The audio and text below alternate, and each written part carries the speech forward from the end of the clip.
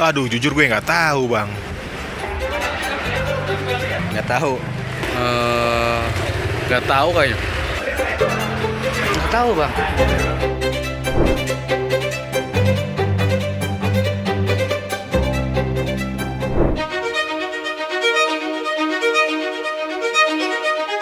Organisasi Freemasonry memiliki sejarah panjang di Indonesia.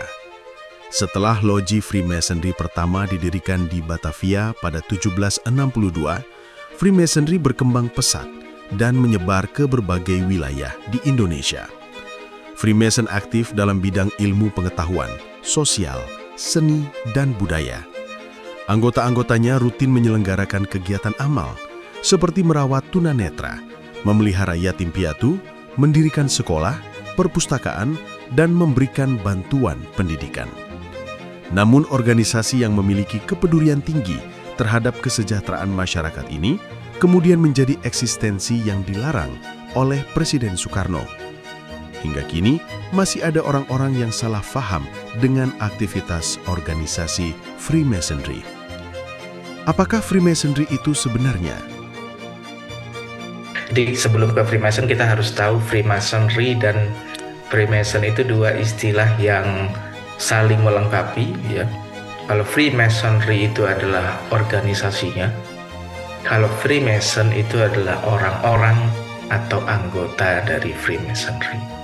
Organisasi ya Freemasonry ini kalau kita tarik sejarahnya, asal muasalnya itu ada berbagai pandangan di kalangan internal para Freemason sendiri.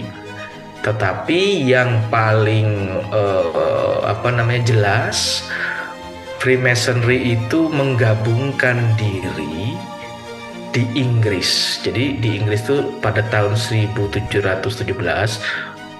Freemason itu sudah ada.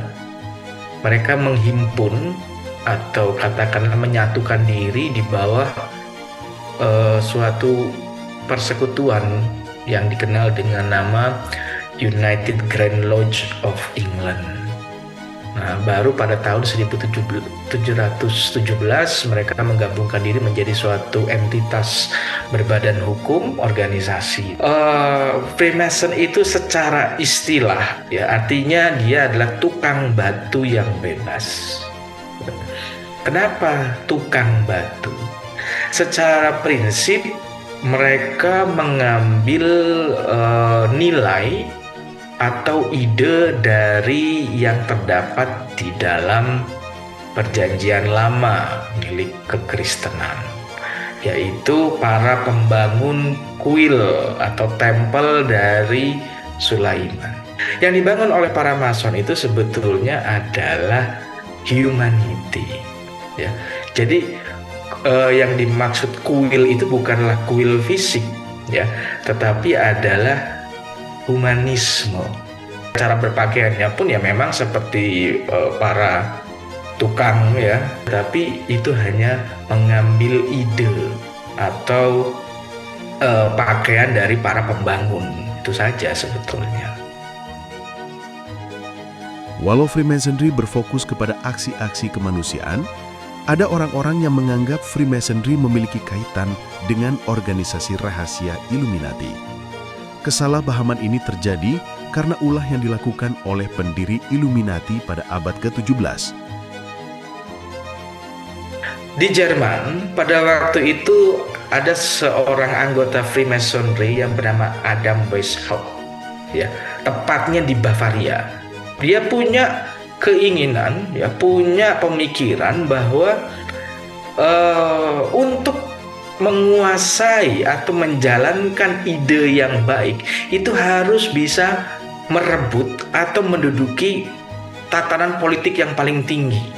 Nah, Adam Weishaupt pada waktu itu mempunyai beberapa orang dekat yang juga sama-sama anggota Freemasonry. Adam menyebut kelompok mereka ini adalah kelompok yang tercerahkan. Illuminati itu kan sebetulnya artinya adalah cerah ya, tercerahkan. Dia menyebut kelompoknya ini sebagai kelompok yang tercerahkan. Kenapa? Karena mempunyai pikiran yang futuristik, juga kelompoknya bukan kelompok orang yang tidak berpendidikan.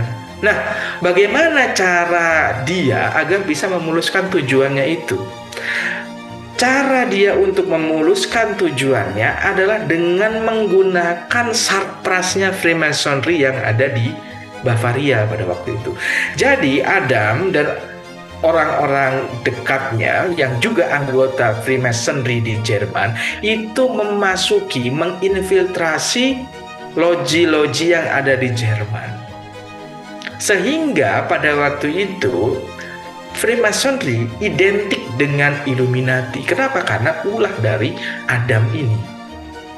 Setelah sadar ya, karena ada laporan bahwa Adam dan kelompoknya ini memasuki jejaring Freemasonry yang ada di Bavaria, maka diputuskan Adam ini harus diselesaikan pergerakannya. Makanya istilahnya pada waktu itu adalah Bavarian Illuminati atau Illuminati di Bavaria. Kenapa? Karena memang munculnya Adam Weishaupt ini di Bavaria. Setelah berhasil dihentikan pergerakannya Adam dalam menginfiltrasi Freemasonry, dan pada waktu itu Kanselir Jerman juga membubarkan membubarkan gerakan Adam yang Illuminati itu, maka selesailah.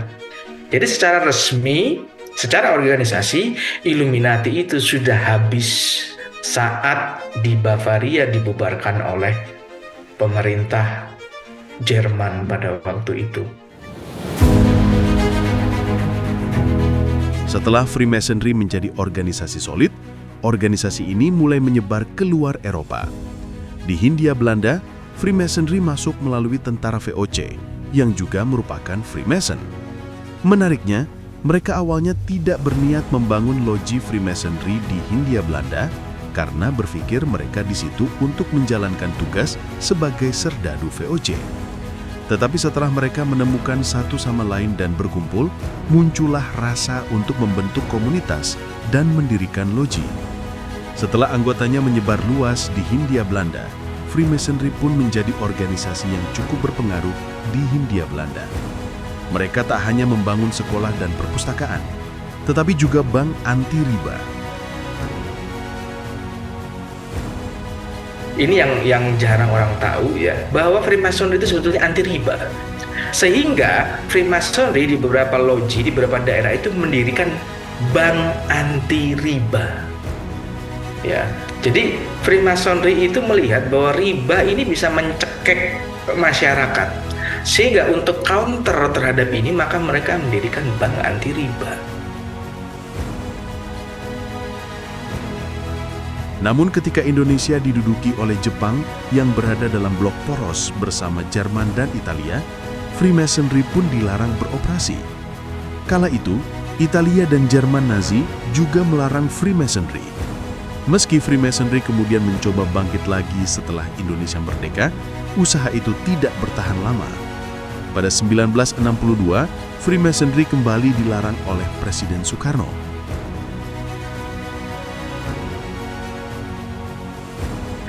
Mengapa sampai dibubarkan oleh Soekarno?